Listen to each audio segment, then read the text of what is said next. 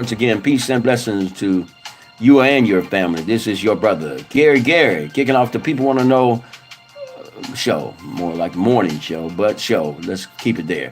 PW2K. It's time to move the movement and heal the nation. Yeah, with a little bit of penetration, psychologically, and some intellectual stuff as well. The purpose of this show is to build on the legacy of those who've gone before by creating stimulating dialogue, discussions, and things that will ignite our creative thinking and better the way we relate to one another. Whether red, black, yellow, green, or brown, it doesn't matter. The foolishness got to be put down. I'm about to go into cipher, but I want to personally invite you, your friends, educators, motivators, instigators, innovators, spiritual stimulators, to come on, join the ride with me, a conversation in the morning.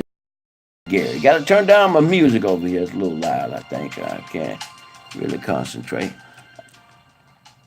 Just want to thank everybody for tuning in once again.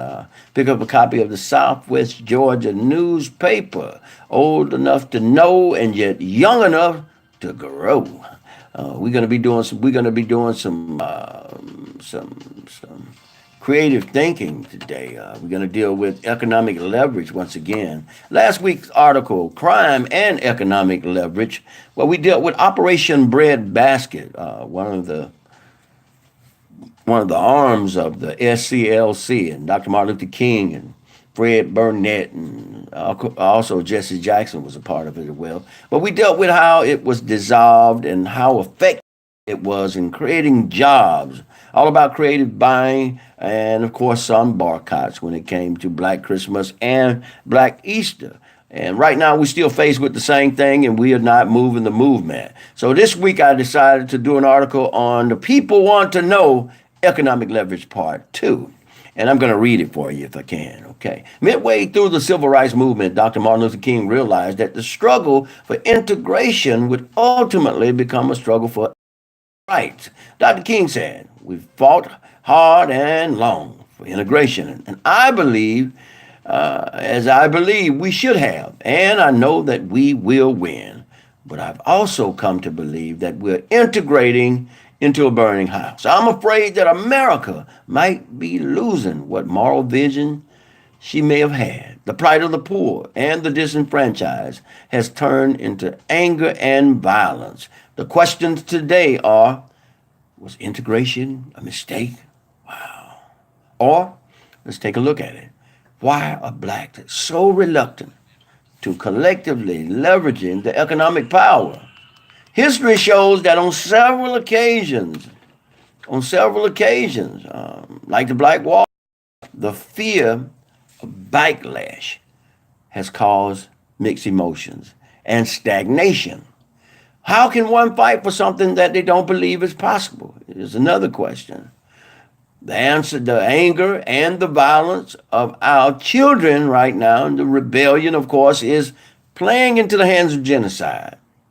However, many are afraid to support anything or anybody or any organization that will enhance economic leverage other than the church, especially those who think that they have arrived. This type of politics has produced the say one thing, do another. Day late, dollar short. Dog eat, you know the rest. Distrust, disrespect, disunity is disgusting.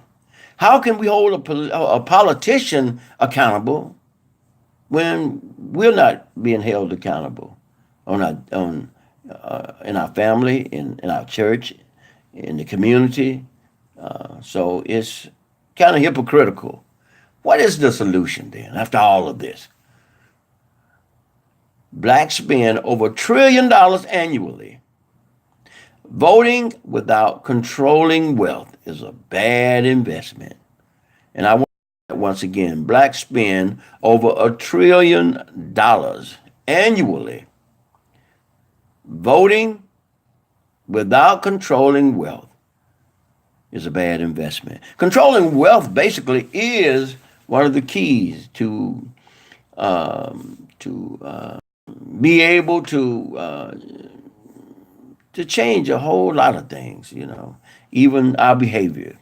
Discipline is very important, but what happens when a man doesn't have food, a man doesn't have shelter, then it's hard for a man to control himself because he moved into the animal realm. So we have to understand that Jesus and his disciples, was all about sharing self-development and discipline, in order for them to be able to move through the earth. And as a matter of fact, it was all about economics, even in the days of Jesus.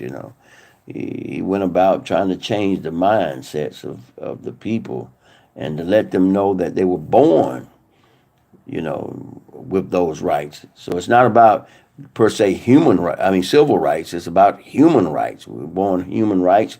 We're born with the ability and to feed ourselves and clothe ourselves, because of the plentifulness that God has placed on the planet. So we have that human right, if you know what I mean.